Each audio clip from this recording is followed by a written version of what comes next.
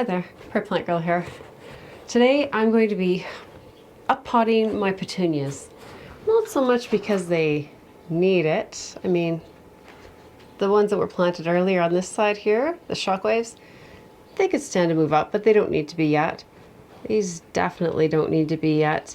But I want this tray, and the best way to get another tray like this without going and buying one is to up-pot my petunias. So I'm going to do that today. It won't hurt them and it'll make it easier. I think we're going to be into weather soon where I can be bringing them in and out of the greenhouse for the day. If you don't know, petunias like after they hit about the 4 true leaf stage, which these are definitely at, they prefer to have cooler conditions to grow on to flowering. And so these have actually been down in my basement under a grow light. But I think they would be just as happy out in the greenhouse with some sunshine on them. So that's my plan for these. They will not be able to stay out here in the evenings at like overnight because it's much too cold, they'd freeze. But during the day it should be around 15 degrees most days in here now. So I'm gonna get these potted up and I'll be putting them in and out.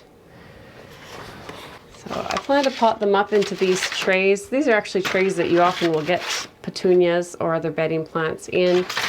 My friends, family, and neighbors are often collecting these up when they buy plants and giving them to me. So I think I have enough that I should be able to get all of my petunias potted up into these and set up. So I'm eager to get this going and take advantage of a beautiful day today.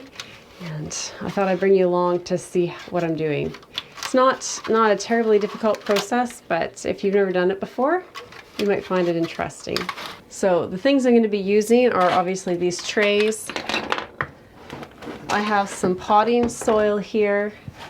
This is a nice potting soil. I will probably add a little bit of perlite just to give it a little bit more loft, since these will still be in smaller pots and I'll be bottom watering them, and I find sometimes they just need a bit more drainage with a potting mix like this. So this is a purchased potting mix that I use in my outdoor containers. And like I said, I think it just needs just a little bit more perlite just to give it a little more loft and a little better drainage while they're in their seedling cells here, whatever you're gonna call these next stage of cells.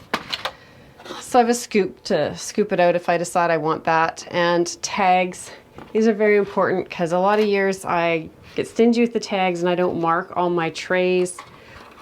I'll just mark, like if I have 3 of these in a container together, I'll mark 1. If I have them in a flat like this, I'll just mark 1 of these trays. And then I've had instances where they fall over or get moved around or whatever, and then I've lost track of what they are. So I'm gonna make a tag for every single one of these trays so I don't lose track of my petunias this year. Goals. Other than that, I don't think there's very much to it. I brought out a dibber, and that'll just help to make a little hole to fit the petunia seedling into the new soil. And I didn't bring any special tools out to get them out of these trays here. So if I need something, I find these little tags work really well to just work around the edges and loosen the soil. So you just take them, go around the edges. Now this tray happens to have the like hexagon cells in it, but doesn't need to. So if I need to do that, I can do that to just loosen them up a bit. And I'm probably put my gloves on. I don't know if I'll stay with them. So first I'm going to add a little bit of perlite to this potting mix back here, and then we'll get moving. So you do need to be aware when you're working with perlite that it is quite dusty. And although there's not a risk of asbestos like some people think with perlite, it is still a very fine dust that is irritating to your lungs. So you do need to be careful that you're giving adequate airflow. Maybe wear a mask if you're in an enclosed space, and watch for that dust.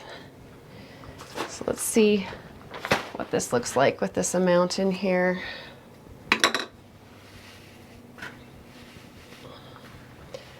This potting soil that I grabbed here, I just dug out of a bag in my garage, and my garage is only 10 degrees Celsius, so it's a little bit on the cool side. Luckily, the petunias were only at about 17, so it's not going to be a huge difference, but it is going to be a little bit chillier soil than they'll probably like. Hopefully they don't shock. Once I get the trays, each tray potted up, I'll maybe set it in the sun kind of behind me here. Help warm them up a bit because it's a bit on the chilly side.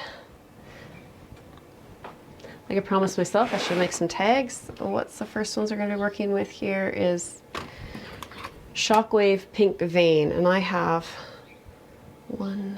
about 2 dozen of those, so I'll need 4 tags.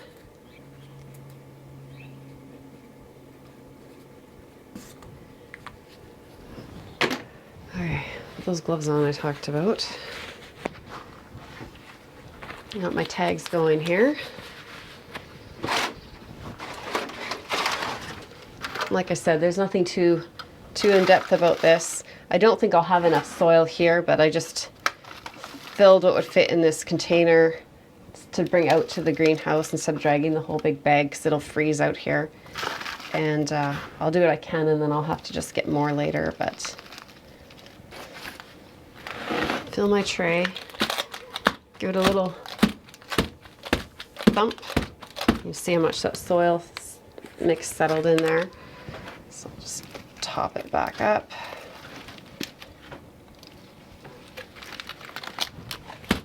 So I have my tray filled here, and I just need to grab out one of these little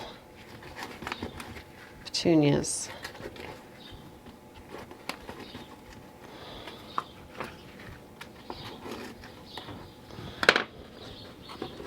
It's always the most interesting part when they're not quite ready to go. A big tray like this.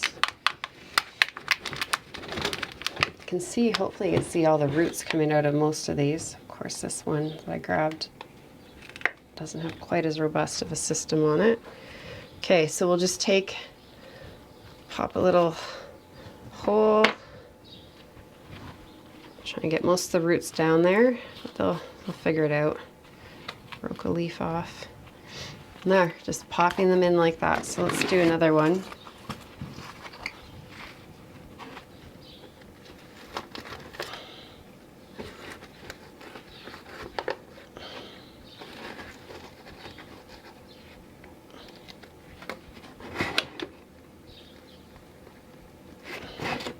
Okay, so this one actually has 2 plants growing in it.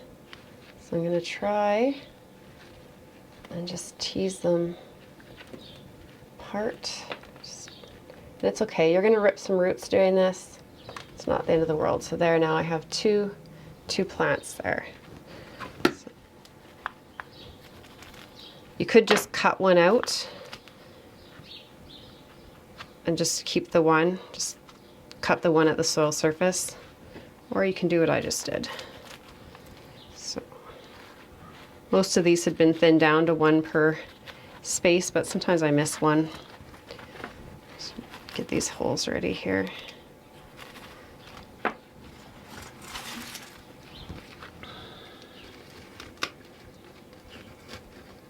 So I find usually the plants along the edges aren't as well developed. They just don't seem to get the water in the same way. The rest do. You can see the roots on there. Looking really nice. Just try and tuck them down. Oh, is that just one? It is.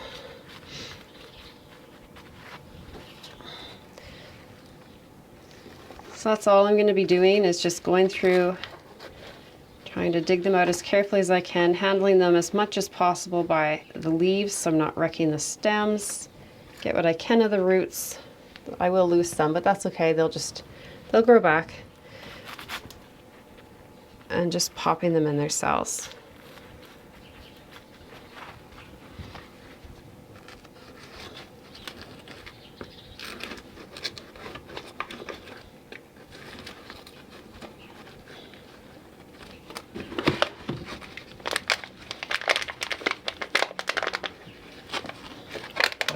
Nice roots on there. Get you in here.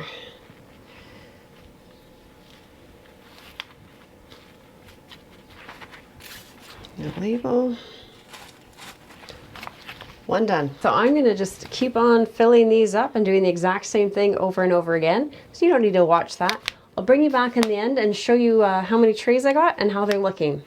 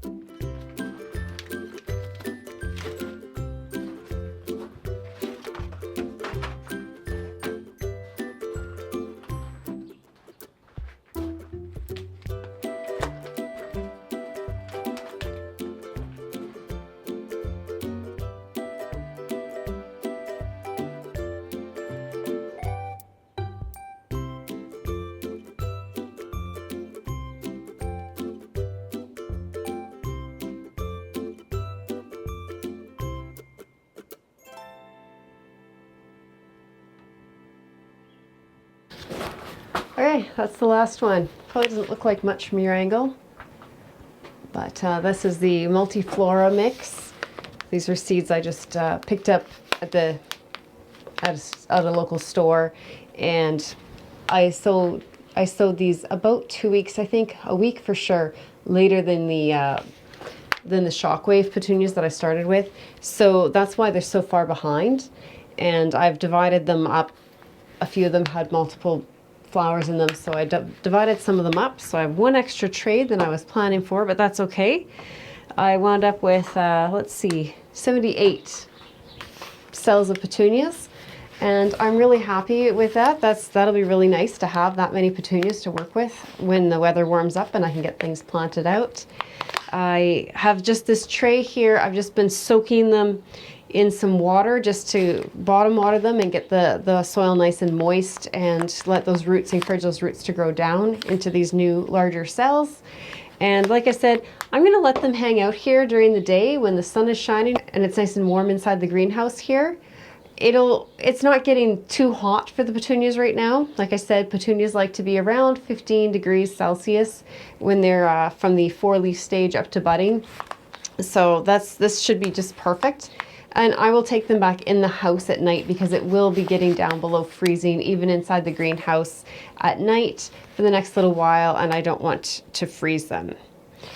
I often bring my petunias out into, I've had a cold frame in the past before I had the greenhouse, and I'll often start bringing them out and having them staying in the cold frame for the last couple of weeks before my average last frost, and I just cover them with a frost blanket at night. And as long as it's staying, only around the freezing point and not really going far below it, I find they do quite well. Lots of times you'll see on packages where they say not to put your petunias out until after your last frost. Some even say like 2 weeks after your last frost.